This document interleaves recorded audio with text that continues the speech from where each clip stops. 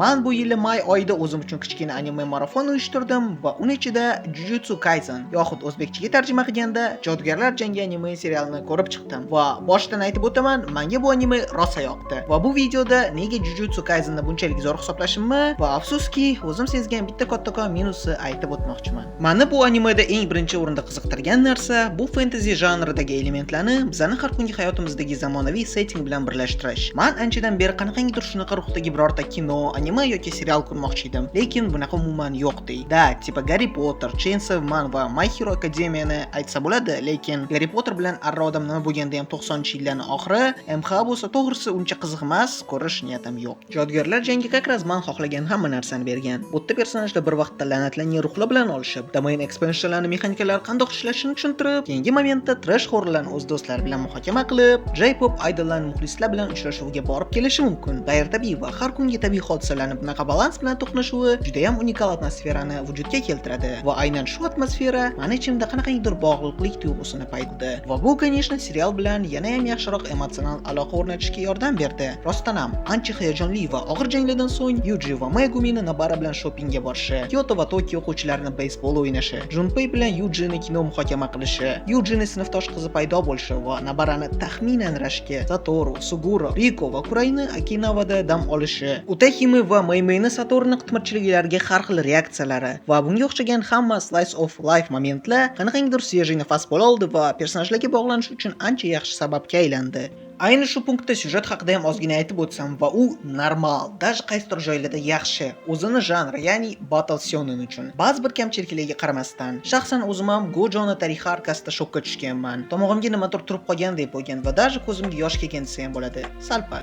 Suguruni personajidan va bu rostdan ham zo'r yozilgan arka. Shibuya ham aynan actionga qaratilgan anime uchun yaxshi. Lekin nima bo'lganda ham JJKdagi syujet dohiyona demagan bo'lardim. Masalan, Titanlar hujumi, Code Geass, Vinland Saga yoki hech bo'lmasa Evangeliondagidek, hech bo'lmasa devaman, bitta Evangeliondagi syujet kuchsiz. Mayli, nima bo'lsa ham. Umid qilaman, buni hamma tushunadi, chunki syujet Jujutsu Kaisenni rostdan ham sevishga asosiy sabab emas, balki atmosfera, vibe, animatsiya, stil, action, power system, musiqa va personajlar. Aytgancha, personajlarga kelsak, keyingi plyus. Bu yerda ham boshdan tan olaman. JJKdagi personajlar qanaqangidir dramaturgiyani eng yuqori cho'qqisi, personaj yozilishidagi yangi so'z yoki revolyutsion emas, lekin ularning ko'pchiligi menga baribir yoqadi. Yuqorida aytganimdek, Jujutsu Kaisen zamonaviy settingda sodir bo'layotgani uchun va buni hisobidan personajlar ham zamonaviy bo'lganiga, tomoshabinlarga, shuningdek menga ular bilan yana ham yaxshiroq aloqa o'rnatishga yordam beradi. Sababi bu yoqdagi personajlarda qanaqangidir grandios, osmono'par, epik, masshtabli maqsadlar emas, biz har kuni kuzatishimiz mumkin bo'lgan muammolar bor, oldiga qo'ygan maqsadlari realistikroq, oddiy odamlar. Shunchaki la'natlangan energiya, sehrli texnikalar va karatelar bilan. Misol uchun, menimcha sizlarga ham Nanamining ishki kechinmalari odatdagi ikkinchi darajali shonen personajini ulkan maqsadlardan ko'ra yaqinroq bo'ladi. Chunki ulg'ayish krizis, o'z hayot tarzidan afsuslanish, umrimni nimaga ketkazyapman o'zi deb o'ylash, har kungi bir xillikdan charchash va hattoki bolaligidagi sevimli ovqatlarni tamuji hech qanaqa lazzat olib kela olmasligi va shunchaki ko'proq javobgarlik tan olish va aynan shundan keyin ulg'ayganligi anglab yetish kabi hissiyotlar realistikroq va odatdagi tomoshabinga, shuningdek menga ham yaqinroq bo'ladi. Shuni hisobidan ham bu personaj meni fikrim bo'yicha zo'r va aktual.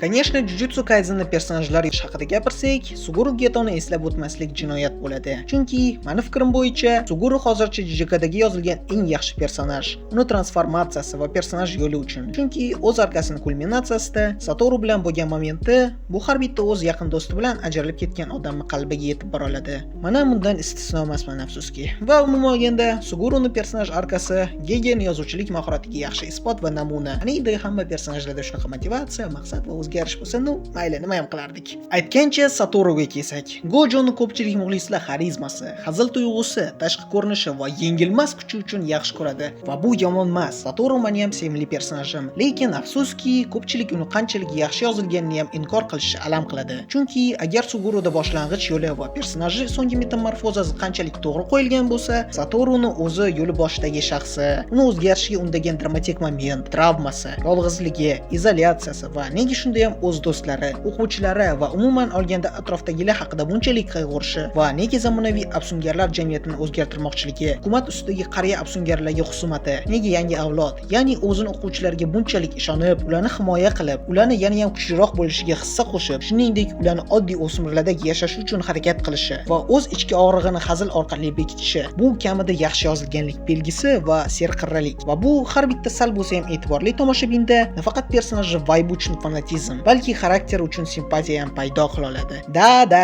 qisqa qilib aytganda Gojo fanboyizm.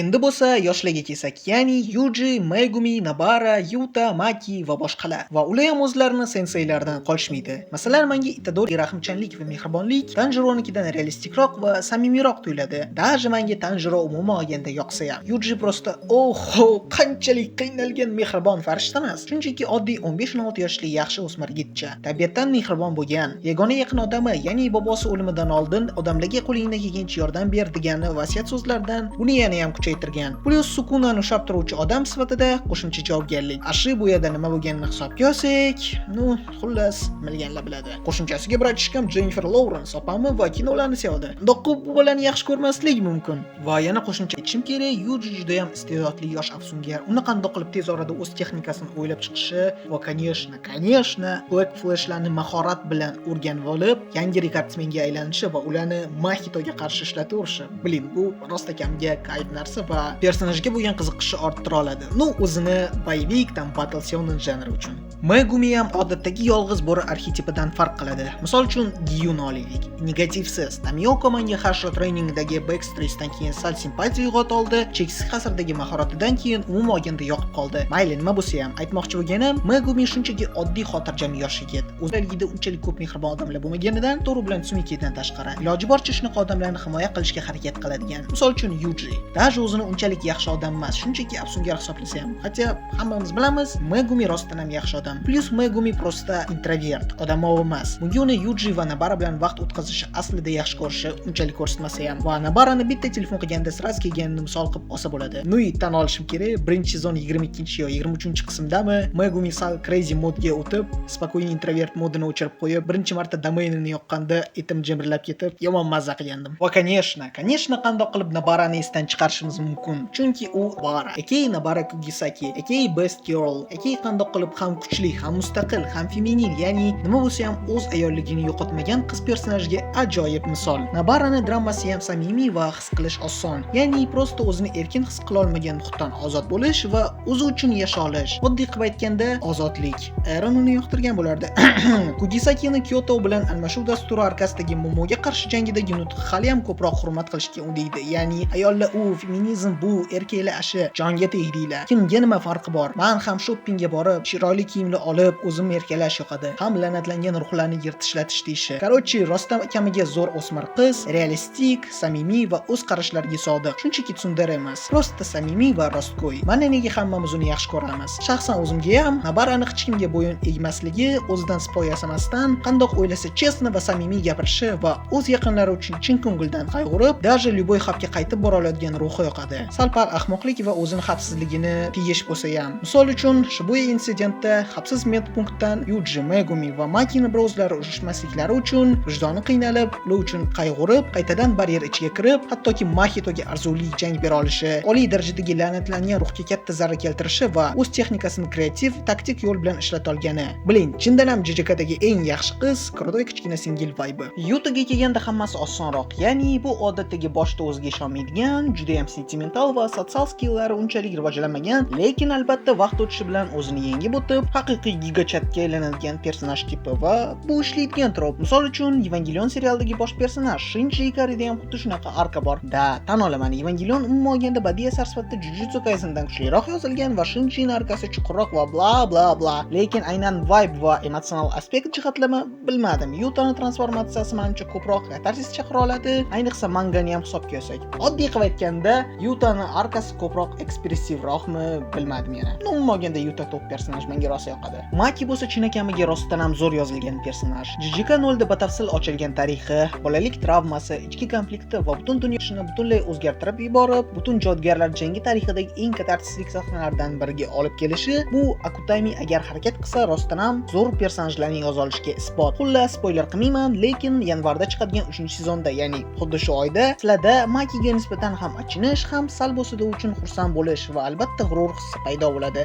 Umuman olganda biroz qattiqqo'l va sal derskiy xarakterni hisobga olmasak, Maki yetarlicha yoqimli, sarkastik hazil tuyg'usi yaxshi va o'ziga yarasha, o'z do'stlariga mehribon va g'amxo'r va, конечно, rosti akamiga mehnatsevar va qo'rqmas personaj. Boshqa ikkinchi va uchinchi darajali personajlarga kelsak, ular ham hammasi yoqimli. Tipa shuncha tragik va o'z ichida ulkan insoniy konfliktlarni olib chiqayotgan personajlarning ichida shunchaki o'zini onasiga og'ir yuk bo'lmasdan ukasini katta qilishga yordam bermoqchi bo'lgan oqko'ngil va mehnatsevar Miva, конечно, Lyuboy fanatda iliq tabassum chaqirishi, to'liq o'zini eksentrik xarakteri bilan ham kulgu va shu bilan birga Yujiga nisbatan haqiqiy do'stligi uchun hurmat chaqirishi mumkin. Inumakini ko'rsatish speechi ham kreativ, ham kontekstsiz bo'lsa biroz kulgili. Ya'ni o'zini tug'ma texnikasini hisobidan aning retseptidagi masalliqlarni aytish, vau, qiziq. Panda bo'lsa, panda.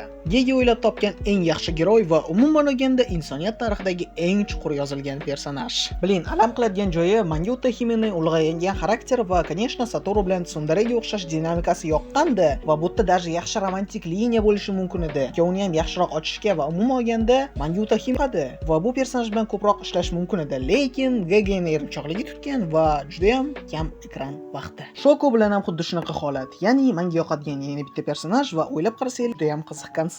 Ya'ni umuman olganda Satoruning Suguridan keyingi eng yaqin do'sti. Kamdan kam reverse course technikni boshqalarni davolash uchun ishlata oladigan odam va Satorudan kam bo'lmagan stress ko'rgan. Ya'ni necha yillardan beri o'lim yoqasida turgan va hattoki o'lgan bolalar va boshqa sungerlarni davolash. Shuni hisobdan ham chekishga mukasidan ketish va stoitsizm, stressga qarshi himoya sifatida. Tasavvur qilinglar, Shokoni Satoru va Suguru bilan kimiyasini yana ham kengaytirish, aynan bu personaj o'zini mahs qilayotganini ko'proq ko'rsatish, lekin yo'q, Akutamiga test temp muhimroq. Va afsuski, Maymay bilan bu holat eng achinarli. Boshdan tan olaman, menga bu personaj yoqadi. Satoru, Nanami, Yuji, Megumi, Nabara, Suguru, Utahime, Shoko, Riko, Miva, Todo va yana hozir esimga kelmagan boshqa personajlarga o'xshab, ham sevimliyim va menga uni rostgo'yligi, o'zidan qahramon yasamasdan prosta afsungarligi pul uchun qilishini tan olishi, dizayni, o'ziga bo'lgan ishonchi, strategik fikrlashi, даже kuchsiz tug'ma texnikaga qaramasdan o'zidan birinchi darajali afsungar shunchaki mehnatsevarlik bilan qilgani, qat ochko'z bo'lmasdan Utahime, Yuji va Kusakabe bilan bo'lgan sahnalarda insoniyligi namyoklari bilan hammasi yoqadi. Da qaysidir aqlli hozir kommentlarga kelib pedofil incest deyishlardan oldin aytib qo'ya qoling bolalar, qizlar, iltimos. Ishlatayotgan terminlarni ma'nosini tushuninglar, hech bo'lmasa. Maymay ko'pi bilan groomer. Bu ham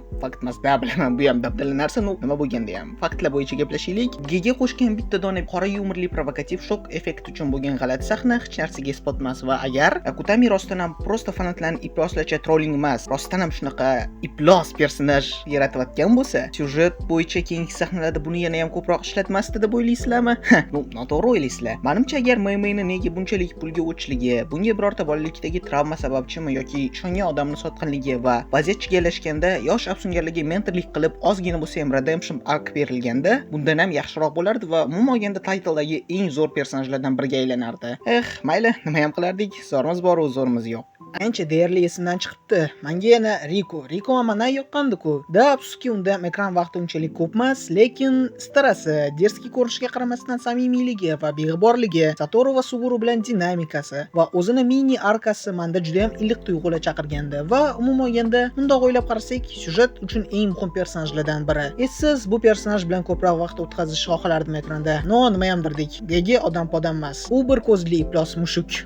Antagonistlar haqida ham ozgina aytib o'tsam, ular ham yaxshi. Da, конечно, eng yaxshilaridan biri demasdim, lekin qaysidir ma'noda unikal. Jogo menga boshdanoq yoqmagan, lekin o'zini do'stlari bilan suhbati chog'ida hattoki menda ozgina bo'lsa ham achinish hissi paydo qila olgan. Toji o'z vaqtida yomon asabim buzgan, lekin backstory'sini bilgandan va o'zini o'g'li uchun hech bo'lmasa ikkita dona, lekin o'ta muhim ishlarni qila olgani ozgina bo'lsa ham empatiya uyg'otgan va mana nafratim Sukuna, ya'ni la'natlangan ruhlar qiroli umuman olganda unikal yovuz. Bolaligida itdek xor bo'lgan, chunki Hayan erasidagi iploslar egizaklarni avtomatik maxluqlarga chiqarishgan va buni hisobidan kichkina Ryomen aylangan odamiga aylangan. Dunyoni bosib olish, o'zgartirish yoki kimdandir qasos olish, top-toza gedonizm falsafasi. Sal bo'lsa ham hurmat chaqiradigan narsa. Hattoki eng kuchliga qarshi chiqishga yordam beradigan dohiyona strategiya tuzgani va o'zini egosiga yarasha rostdan ham afsungarlik san'atining ustasi bo'lgani va o'zini dushmanlariga nisbatan chin hurmati.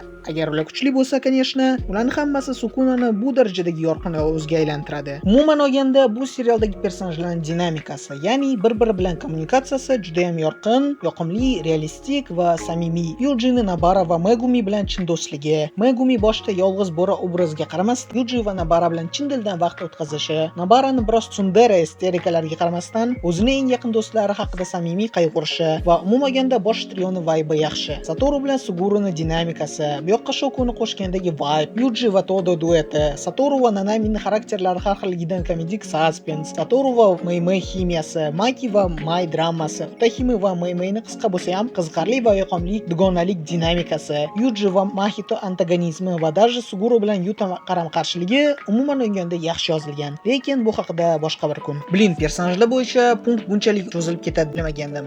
Umuman olganda videoni qisqaroq qilmoqchi edim.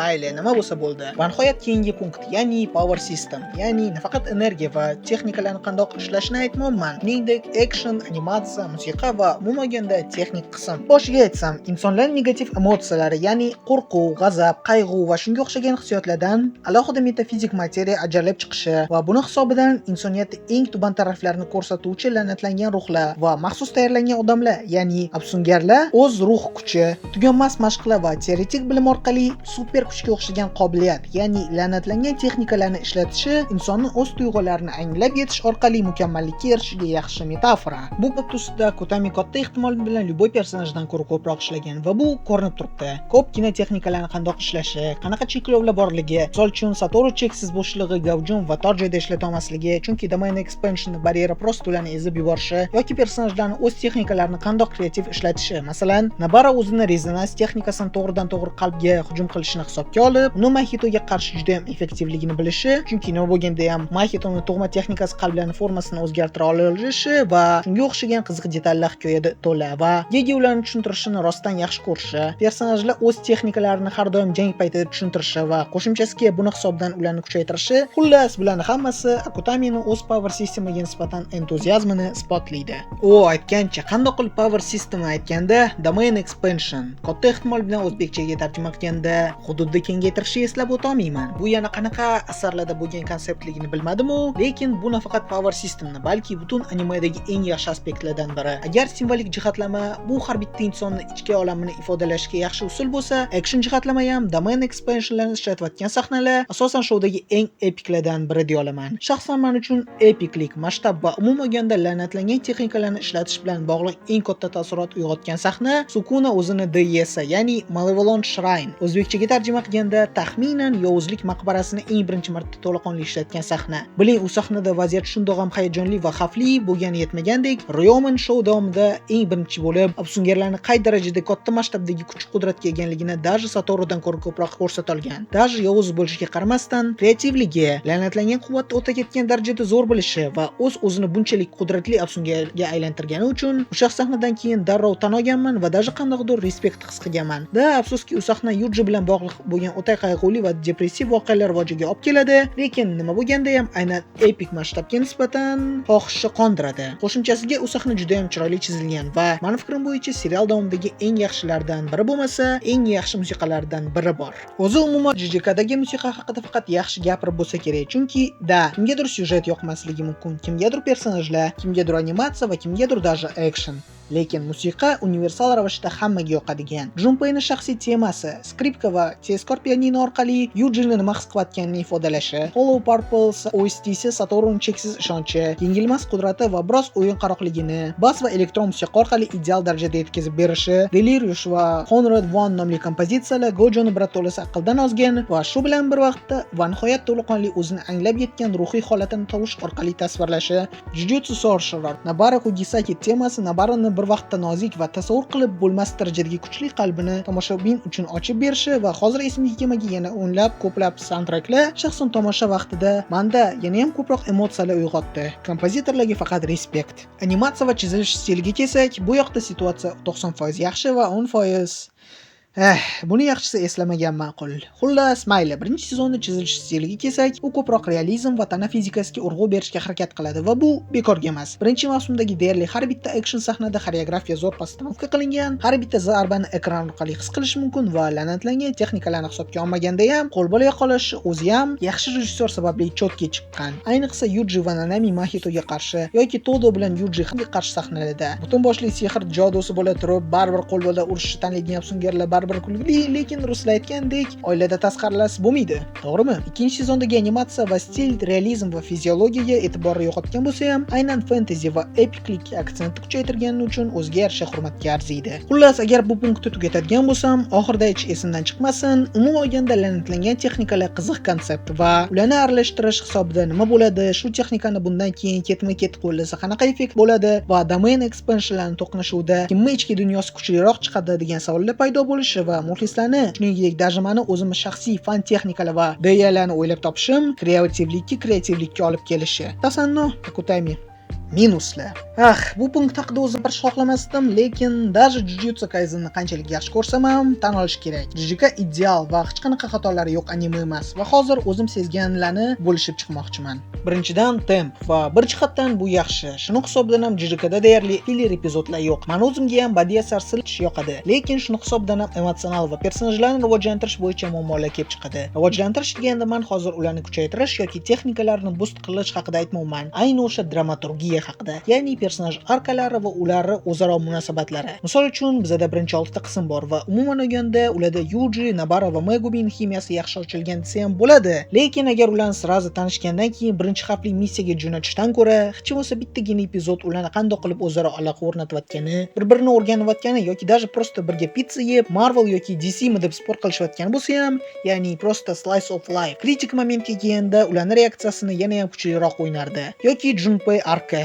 Tan olaman, o'z kulminatsiyasiga kelganda bu mendagi eng ko'p emotsiya chaqirgan qism edi birinchi sezondan. Lekin buni haqiqiy dramaturgik shedevrga aylantirish uchun men Yuji va uni sinefil do'stiga yana bir qism bergan bo'lardim. Hech bo'lmasa Junpei'ni o'zini ichki olamini ham yaxshiroq ochishga. Bo'lmasa bu arka o'zining maktabdagi bowling temasini yaxshi olib chiqqan, hamayli. Hayden Inventory'ga kelsak, Satoru bilan Suguru munosabatlari liniyasi ideal, bunga tegmaymiz, lekin Shouko haqidachi. Umuman olganda uni tarixi qandoq? Sugurun taqdiriga nisbatan uni reaksiyasi, 2006 triosning do'stona dinamikasi, Nanami tarixicha, otasi bilan Gege aytgandek qanaqa muammosi bor? Barani eslaydiganlar bormi o'zi? Yoki ikkita sezon davomida birorta tayinli ish qildimi? Utami Himeni xarakteri va Satoru bilan munosabatlari ko'proq ochishchi, Toji Zeninning klandagi ayanchli qismatini ko'rsatish, balkim Reikoga, Shokoga, Utahime va Meimei va Nanami bilan sahnalar berish, Meimei nega bunaqa pulga o'ch, uni tarixi nimada? Shunga o'xshagan savollarga, конечно, Gege javob bermaydi. Chunki nima? Akutamiga hikoyani yuqori tezlikda olib borish unga qalb va mazmun berishdan muhimroq. To'g'ri tushunaman, mangaka power systemni o'rganib chiqish qiziqroq bo'lgan, lekin agar Akutami temp va personajlarning shunchaki hayot momentlari bilan balansi o'shaganda, balkim Jujutsu shunchaki konversiyondan nimadir ko'proq narsaga aylanarmidi, lekin uvi i Bilin, menimcha bu minus aytsam hech kimni hayron qoldirmasam kerak. Ya'ni Shibuyadagi animatsiya va risovka. Bu jihatdan Arpin Hom urilgur mappa Gegining vibe'ini xuddi to'liq takrorlagandek. Ya'ni iloji boricha tezroq seriyani chiqarish va tezroq deadline'larni bajarish, sifatli epizod chiqarishdan ko'ra. Epizodlardagi detalizatsiya andabdaliligi, bir necha hammasi demayman mayli. Umumiy tasvir xuddi paintda qilingani va stilni bitta qismi ichida bir necha marta o'zgartirishi va buni hisobidan e'tibor kuchsizlanishi. Absurdlik o'zini eng yuqori nuqtasiga yetgan moment bu, конечно, ikkinchi 17-qism. Bilin, bu anime tarixidagi yer osti kema obyektiv jihatlama eng epik janglardan biri bo'lishi mumkin edi. Tipa, tasavvur qilinglar. Sukuna Maharagaga qarshi bitta yengilmas maxluq ikkinchi yengilmas maxluqqa qarshi bittasini o'ziga yaqinlashtirishga qo'ymaydi, faqat so'yish va chopish bilan shug'ullanadi. Oxirida qaynoq olovda qovurib yuborishi, boshqasi hech qanaqa usul bilan o'zini o'ldirishga qo'ymaydi. Bu media tarixidagi eng epik qarama-qarshilik bo'lishi mumkin edi, lekin kuchli epos o'rniga ko'pgina sahnalarda biz prosta Microsoft Paint'da chizilgan 5-sinf tayyorlagan multiga ko'ramiz. Potensialni faqat mangaka, balki даже studiya tomonidan yo'qotilgani yomon alam qiladi. Bundan tashqari bechora animatorlar hayot bo'lmagan bu ark chizish davomida. Bu ikki karra achinarli. Mayli, hozir zapisdan keyin sal fikrim o'zgardi va u qismni qayta ko'rdim. Afsuski ko'pgina joylarda animatsiya hali ham to'liq emas, lekin hech bo'lmasa domain expansion paytida, ayniqsa Fuga ishlatilganda chotki chiqqan. Animatorlar baraka topsin. Даже kam deadline'lar paytida zo'r qila olishgan. Oxirgi mini minusga kelsak, bu ba'zi joylarda musiqani umuman neft temu tanlangani. Da, ko'pincha joylarda musiqa o'z o'rnida, lekin shaxsan men ikkita sahnada umuman mos kelmagan rejissyorlik qarorini sezdim. Birinchisi Satoru o'z rejasini Shibuya metro amalga oshirayotganida qo'shiq qanaqangidir juda ham energik personaj qabul qilgan og'ir qaror uchun va Yuji'ni katarsisli sahnasida Specials o'ynashi. Biling, men bu openingni yaxshi ko'raman, lekin bosh personaj bu darajada kuchli emotsiyalarni his qilayotgan sahnada energik va stilli qo'shiq tonga umuman mos kelmaydi. O'tda Titanlar hujumidagidek tragik va orkestral kompozitsiyalar bo'lishi kerak. Nima ham derdik, King Nu bilan shartnomada shunaqa bo'lgan bo'lsa kerak. Xullas, buni qo'yib to'g'risini tan olsam, Jujutsu Kaisen men hozircha ko'rgan 10 ta animelarda 3-eng sevimlisi bo'lsa kerak. Birinchi o'rinda, конечно, Titanlar hujumi va ikkinchisida Code Geass. Da, bu eng kuchli yozilgan anime emas. Evangelion, Titanlar hujumi, Vinland Saga, Steins Gate, Code Geass, Death Note yoki даже Arrow'dan yaxshiroq, kamida personajlar bo'yicha. Bu eng kreativ action anime emas. Har holda Naruto, Bleach va Hunter'dan ilhomlanish ko'p, chunki Gege o'zi ham shu animelarni ko'rib katta bo'lgan va fanat sifatida o'zini sevimli shedevrlariga o'zini asarini asoslagan. Lekin nima bo'lganda ham Jujutsu Kaisenni ko'p narsalar uchun yaxshi ko'rsa bo'ladi. Ortiqcha momentlarsiz silliq o'tadigan syujeti, qiziqarli va esda qolarli personajlari, professional darajadagi action, zamonaviy atmosfera, ajoyib musiqa, unikal konsept va millionlab kreativ va ijodsevar tomoshabinlarni bitta fandomga yig'gani uchun. Da, bu serial ideal emas, lekin chin sevgini asl ma'nosi ham butun kamchiliklarni qabul qilib baribir sevishda emasmi? Afsungarlar jangi menda o'tgan yildagi eng yaxshi emotsiyalardan birini uyg'otdi. Uni ko'rganimdan umuman afsuslanmayman, даже ko'pgina xatolariga qaramasdan. Chunki qandoq tushuntirishni o'zim ham bilmayman, lekin aynan Jujutsu Kaisen menda ancha oldin yo'qotilgan bolalarcha qiziqish hissini uyg'otdi. Bu bo'lsa shaxsan men uchun juda ham qadrli. Agar sizlarga aynan shunaqa samimiy tuyg'ularni his qilmoqchi bo'lsanglar, Afsungarlar jangini sizlarga bemalol tavsiya qila olaman. Da, bu eng ma'noli yoki falsafiy anime emas, lekin ko'ngilochar attraksion va anime olamiga kirib borish uchun ideal variant. Xo'sh, videoni oxirigacha ko'rganinglar uchun gigantik va galaksik rahmat. Sog' va salomat bo'linglar.